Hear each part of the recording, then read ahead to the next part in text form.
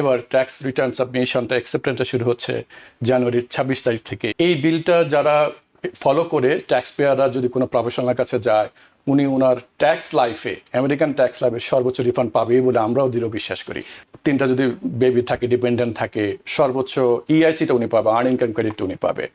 Child tax ক্রেডিটটা অনেকটা বেড়েছে এবার, গতবারের চেয়ে এবার $200 করে, এখন $2200 এক একজন চাইল্ডের জন্য পাবে। এবং যারা হোম ওনার আছেন, যারা ট্যাক্স দিচ্ছেন অনেকগুলো, এটাকে বলা হয় সল্ট ট্যাক্স, সেটার ফেজ আউটটা হচ্ছে অনেক বড়, 10,000 থেকে 40,000 হয়ে গেছে। যে প্রশ্নটি আপনার কাছে করতে চাই সেটা হচ্ছে যে এই যে বিগ বিউটিফুল বিল, আমরা অনেক আলোচনা করেছি এটা নিয়ে, আজকেও আপনার সাথে করব। এটা আসলে কি সাধারণ ট্যাক্স পেয়ারদের জীবনে এই বিলটি কেন এত গুরুত্বপূর্ণ বলে আপনি মনে করছেন? এটি প্রশ্ন আপনার কাছে। তবে আপনার মুখ দিয়ে, যেহেতু আপনি একজন প্রফেশনাল, একজন অ্যাকাউন্ট্যান্ট, সেই হিসেবে এই জানুয়ারি মাস, সবসময় আমরা জানি জানুয়ারি মাসে আমাদের নতুন ট্যাক্স বছর শুরু হয়, আমাদের রিটার্ন জমা দিতে হয়। এই ব্যাপারে এই বছরের ট্যাক্স রিটার্ন নিয়ে আপনার কাছে কি সুখবর আছে সেটি দিয়ে শুরু করতে চাই। ওয়ান্ডারফুল, থ্যাংক ইউ রানা ভাই, thank you so very much. সবচেয়ে বড় খবর যেটা আমরা সবসময় অপেক্ষা করি সকল ট্যাক্স পেয়ার, আমাদের ইউএস ট্যাক্স পেয়ার যারা আছে, আমার কবে ট্যাক্স রিটার্ন সাবমিশনটা শুরু হবে, অ্যাকসেপ্টেন্সটা শুরু হয়ে যাবে, কবে আমি আমার রিফান্ড পাবো, কবে আমি সকল কিছু ঠিক মতো দেখাবো। তো সবচেয়ে বড় সুখবর এবং সব এক্সাইটেড নিউজ হচ্ছে আমাদের জন্য, এজ এ ট্যাক্স প্রফেশনাল এবং এজ এ ট্যাক্স পেয়ার আপনাদের সবার জন্য হচ্ছে এবার ট্যাক্স রিটার্ন সাবমিশনটা অ্যাকসেপ্টেন্সটা শুরু হচ্ছে জানুয়ারির 26 তারিখ থেকে, সোমবার থেকে শুরু হচ্ছে এই বছরের জানুয়ারির 26 তারিখ থেকে। অর্থাৎ আমরা জানি যে এই বিগ বিউটিফুল বিলের আওতায় আমরাও যতদূর জানি এই বছরে ট্যাক্স পেয়াররা সর্বোচ্চ রিফান্ড পেতে যাচ্ছেন। সুতরাং এই ট্যাক্স যে আমরা, কারণ এটা যদি ট্যাক্সের কার্যক্রম যদি 26 তারিখ থেকে শুরু না হতো, আমরাও ট্যাক্সের ফাইল করতে পারতাম না এবং রিফান্ডটাও যে সর্বোচ্চ রিটার্নের জন্য আমরা অপেক্ষা করছি সেটাও পেতাম না। তো সেটার সেই অবসান ঘটলো। আগামী 26 তারিখ থেকে ট্যাক্স আমরা সাবমিট করব, রিটার্ন দাখিল করব। এখন যে বিষয়টি নিয়ে আপনার কাছে যে প্রশ্নটি করেছি সেটার উত্তর চাই। Wonderful, good question. সেটা হচ্ছে ওয়ান বিগ বিউটিফুল বিল, যেটা আমরা অনেক দিন থেকে শুনে আসছি। এটা হয় কি, ইউএসএতে যে কোনো গভর্নমেন্ট যখন আসে তারা চেষ্টা করে ট্যাক্স পেয়ারদেরকে চিন্তা করে কোনো একটা বিল, কোনো কিছু আনা যায় কিনা যাতে করে ট্যাক্স পেয়াররা বেনিফিটেড হয়। সো এই ক্ষেত্রে আমাদের প্রেসিডেন্ট মিস্টার ডোনাল্ড ট্রাম্প একটা বিল কংগ্রেসে অ্যাপ্রুভ করেছেন, যেটার নাম হচ্ছে বিগ বিউটিফুল বিল। এটা অ্যাপ্রুভ হচ্ছে, এটা বিলটার নাম হচ্ছে, নাম্বারটা হচ্ছে 119-21। এটা কংগ্রেসে অ্যাপ্রুভ হয়েছে, প্রেসিডেন্ট অ্যাপ্রুভ করেছেন জুলাই 4 তারিখ 2025। এখন এই বিলটা হচ্ছে এমন একটা বিল যেটা সত্যিকারই ডোনাল্ড ট্রাম্প যে বিজনেসম্যান সেটার একটা বহিঃপ্রকাশ।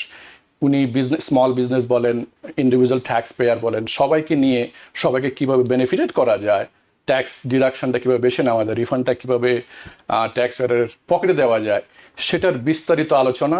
এবং আইনটা হচ্ছে বিগ বিউটিফুল বিল। এই বিলটার অন্যতম জিনিসগুলো হচ্ছে যে স্মল বিজনেস, ফর এক্সাম্পল যারা গিগ ওয়ার্কার আছেন, যারা হোম ওনার আছেন, যাদের অনেকগুলো ডিপেন্ডেন্ট আছে, সবাইকে নিয়েই এই বিলের আদ্যপান্ত। এবং এটা খুব চমৎকার একটা আইডিয়া আমি মনে করেছি, আমি এখনো বিশ্বাস করি।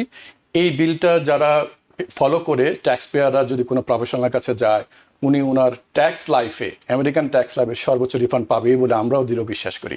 তো আপনার কাছে সে কারণে জানতে চাইবো যে এই বিলটি যে ট্যাক্স আইনের তুলনায় কোন কোন ক্ষেত্রে ট্যাক্স পেয়ারদের জন্য বড় পরিবর্তন নিয়ে এসেছে বা কি বেশি সুবিধা দিচ্ছে, এবং যেটা আমরা বললাম যে ট্যাক্স পেয়াররা এই বছরে 5টি তো অবশ্যই পাচ্ছে, তার বাইরে আর কি কি সুবিধা পেতে পারে সেগুলো একজন অ্যাকাউন্ট্যান্ট হিসেবে আপনার কাছ থেকে জানতে চাই। চমৎকার কোয়েশ্চেন, যেটাই আমরা সকল ট্যাক্স পেয়ার সেই জন্য ওয়েট করে। প্রথম কথা হচ্ছে, যে কোনো একটা বিল যখন আসে রানা ভাই, তখন সবাই যারা রিফান্ড প্রত্যেক বছর এক্সপেক্ট করে এবং পেয়ে থাকে লিগালি, তারা অ্যাকসেপ্ট করে এই বিলটাতে আমার কি বেনিফিট হবে, আমি কি পাবো। এর মধ্যে অনেকগুলো আছে। বড় দাগে যদি আমি কয়েকটা বলে থাকি, সেটা হচ্ছে যাদের ফ্যামিলিতে অনেকগুলো ডিপেন্ডেন্ট আছে, ফর এক্সাম্পল 3টা যদি বেবি থাকে, ডিপেন্ডেন্ট থাকে, সর্বোচ্চ ইআইসিটা উনি পাবে, আর্ন ইনকাম ক্রেডিটটা উনি পাবে। চাইল্ড ট্যাক্স ক্রেডিটটা অনেকটা বেড়েছে এবার, গতবারের চেয়ে এবার $200 করে, এখন $2200 এক একজন চাইল্ডের জন্য পাবে। এবং যারা হোম ওনার আছেন, যারা ট্যাক্স দিচ্ছেন অনেকগুলো, এটাকে বলা হয় সল্ট ট্যাক্স, সেটার ফেজ আউটটা হচ্ছে অনেক বড়, 10,000 থেকে 40,000 হয়ে গেছে। এবং ইন্টারেস্ট যদি আপনার কোনো গাড়ি কিনেন, সেটা বিজনেসের জন্য হোক, পার্সোনালি হোক, সেটার যে আগে আমরা একটা লিমিট ছিল, এবং $10,000 পর্যন্ত আপনি ইয়ে করতে পারতেন। এবার হয়েছে কি আরেকটা চমৎকার আসছে কি, ইভেন দো আপনি যে ভেহিকেলটা কিনেছেন নারায়ণ ভাই, সেটা আপনি যদি পার্সোনালি ইউজ করেন, সেই ওই ভেহিকেলের ওই কারের ইন্টারেস্ট রেটটা আপনি ট্যাক্সে দেখাতে পারবেন, নট নেসেসারিলি আপনার আইটেমাইজ ডিডাকশন করতে হবে। আপনি যদি স্ট্যান্ডার্ড ডিডাকশনও করেন, আপনি সেই ডিডাকশনটা নিতে পারবেন। তাতে হবে কি আপনার ট্যাক্সেবল ইনকামটা অনেক কমে যাবে, আপনার অ্যাট দ্য এন্ড রিফান্ডটা বেড়ে যাবে। আরও অনেকগুলোর মধ্যে আছে হচ্ছে ধরেন ডিপেন্ডেন্ট কেয়ার, তো আমি child's credit, dependent care credit, EIC, সল্টার্স ক্রেডিট, এছাড়া অনেকগুলো আছে। তাহলে আমরা হয়তো ধীরে ধীরে আস্তে আলাপ করবো, সব ট্যাক্স পেয়ারদেরকে আমরা আস্তে আস্তে জানাবো।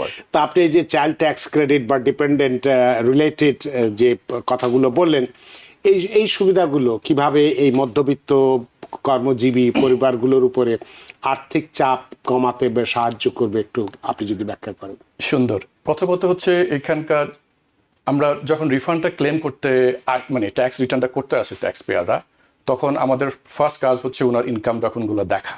এই ক্ষেত্রে যারা W2 ইনকাম আর্নার আছেন, যারা আর্ন ইনকামটাকে এভাবে আর্ন করেন, তাদের জন্য গুড নিউজটা হচ্ছে আপনারা জেনে থাকবেন যে টিপস এর উপরে অথবা ওভারটাইমের উপরে ওনার ট্যাক্সটা দিতে হবে না। এক্ষেত্রে কেউ যদি একটা সার্টেন অ্যামাউন্ট গতবার উনি ইনকাম করে থাকতো, আগে হতো টিপস অথবা ওভারটাইম পুরোটার উপরে গ্রস ইনকামের উপরে উনি হচ্ছে ট্যাক্স দিতে হতো। তাহলে উনি যদি ওই যে ওভারটাইম এবং টিপসের উপরে ট্যাক্সটা না দিয়ে উনি ওনার ক্লেম করে বাচ্চা সহ বা ওনার ডিপেন্ডেন্ট সহ, ওনার ট্যাক্সের পরিমাণ কমে রিফান্ডটা বেড়ে যাবে। ওভারটাইমের উপরে তাই। ইভেন যখন ওনার এজিআইটা কমে যাবে, অ্যাডজাস্টেড গভর্নমেন্ট ইনকামটা কমে যাবে, তখন হবে কিন্তু ওনার রিফান্ডেবল চাইল্ড ট্যাক্স ক্রেডিট যেটা হচ্ছে সেটা উনি বেশি পাবে। এছাড়াও ওনার যে যদি কোনো কার্ড থাকে, আমি একটু আগে বললাম, উনি কার্ড ডিভিশনটা পাবে। উনি যদি আইটেমাইজ ডিডাকশন করে, তাহলে ওনার সল্ট ট্যাক্সের যেটা ওনার যদি আইটেমাইজ করে, তাহলে ওনার এই যে হেলথ কেয়ারের যদি expenses of out of pocket, ওনার যদি কার ইন্স্যুরেন্স কি বলে ইন্টারেস্টটা হয়, সেটা উনি ক্লেম করতে পারে। ওনার যদি property tax, insurance, all those থাকে, উনি ক্লেম করে ওনার ম্যাক্সিমাম রিফান্ড উনি এনশিওর করতে পারে লিগালি।